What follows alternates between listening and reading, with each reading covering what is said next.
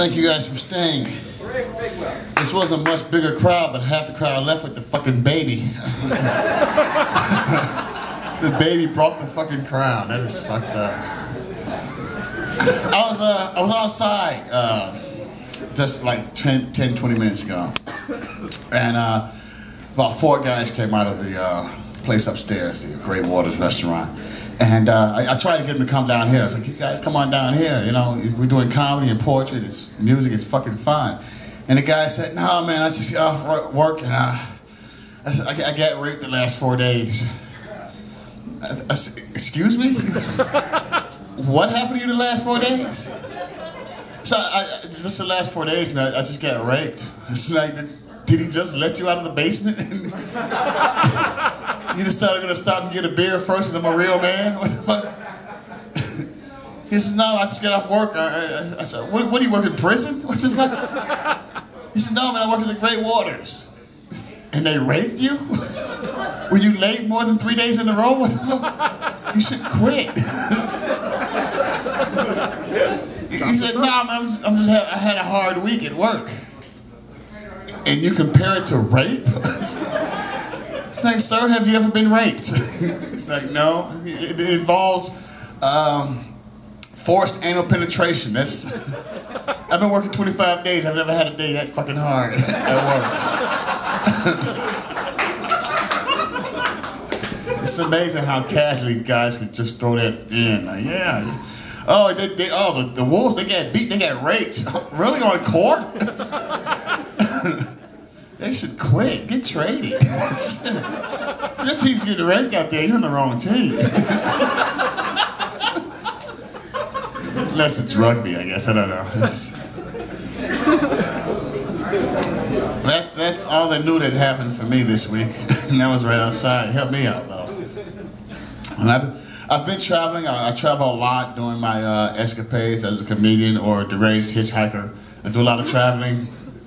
And I notice down south is different from everywhere else. It's slower. Everything is slower. Like when you're up here and a tornado happens, you shoot a thing go across the screen, you read that real fast and then you know what to do and get the fuck out. I was down south and a hurricane came through and I was reading the thing and it was slow as hell. I was sitting there waiting. I was getting pissed off because the hurricane was right above me now. And by the time the scroll finished, the hurricane was gone. I was just sitting there in a chair watching TV connected to half a wall. Dorothy and Toto were flying in the fucking wind. It's a long time ago. I had to think about it. I love that dog. But I mean, traveling is fun. I went to Indiana. You know what pissed me off is Indiana is fucked up. There's nothing in Indiana but corn and crime. If you're in Indiana and you're not watching the cornfield, you're getting robbed, pretty much. It's your only options in Indiana.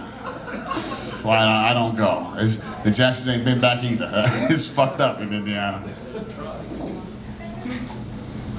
I went to my kids' the school last month. They had a Black History celebration, and they had pictures of the heroes on the wall. And I thought, you know, this would be great to have all the African American heroes. You know, and I can see who, you know, Martin Luther King and Malcolm X. And I look up and it's Kobe Bryant.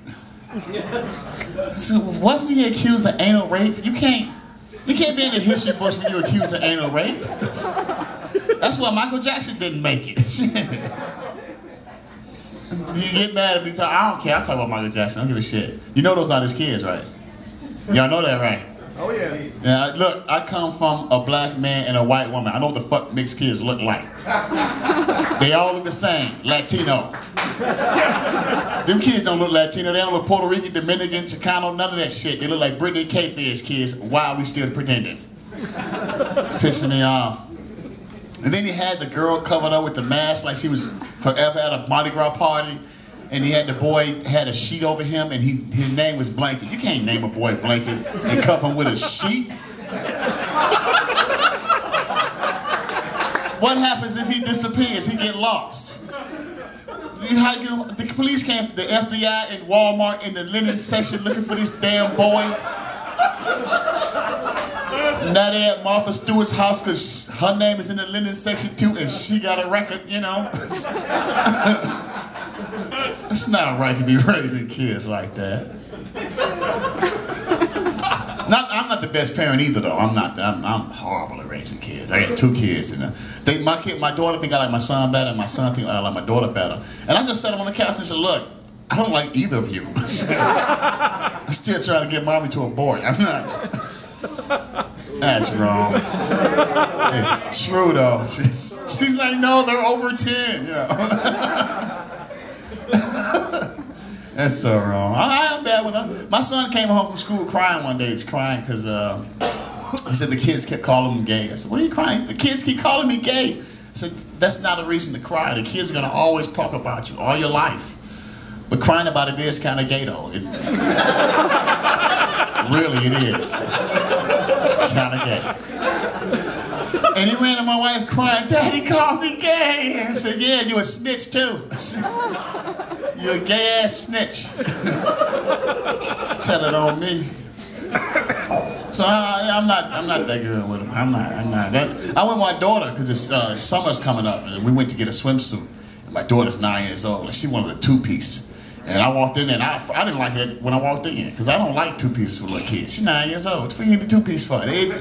And she was crying because I was like, "Y'all got something in corduroy? Y'all got some long sleeve shit she can put on?" And they was like, "No, we only have this." And she cried in the changing room, you know, because I had her trying a full-body wetsuit. I'm not looking at my baby. Fuck that, you know. She walk out crying, "The other daddy's gay, they baby's 2-piece." Well, the other daddies ain't shit. Now put those flippers on and walk around the store. See how that feel. You comfortable, baby? So I'm bad with the kid. I try though. I'm bad with my wife. I've been married. I've been with my wife, what, 13 years we've been together. Lucky number for us. 13. Thank you for the 3 people that respect marriage. I like that. You know what I learned in 13 years? I've learned 2 things. I've learned it's important. One is, yes, dear, I'm sorry. You can be right or you can be happy. You cannot be both. I've learned that. Secondly, I've learned that I don't know what to say after sex. You know, like when you fall asleep, there's nothing to say. You just fall asleep and you're feeling good. It's afterglow time. But what about when I'm on my way to work and I get that quickie? I'm like, "Thanks." My wife said, "Thanks? I'm not some cheap hooker that gave you a freebie. Thanks a lot." I don't know what to say. She said, "Look, the same thing you say to get to a woman is what you say to keep her." I said, "Yeah, but all that was bullshit." I'm watching Oprah now. She got her own little TV show. And I didn't like Oprah at first because I would argue with my wife and my wife would be losing the argument. And then she'd say, "But Oprah said," and now they both winning the argument. So I hated Oprah for a long time. So I started watching her to get a leg up on the argument. And I'm watching her, and Dr. Oz came on, and Dr. Oz said men have to have sex 4 times a week for health reasons. I couldn't wait for my wife to get home.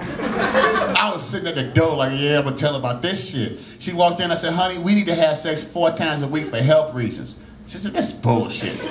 Dr. Oz said it. I don't give a damn who said it. He was on Oprah. Well, if on Oprah then, I ain't know this. Yeah. I said, I think he said something about head too. I don't know. Pretty sure. Thank you guys much. I'm Big Will.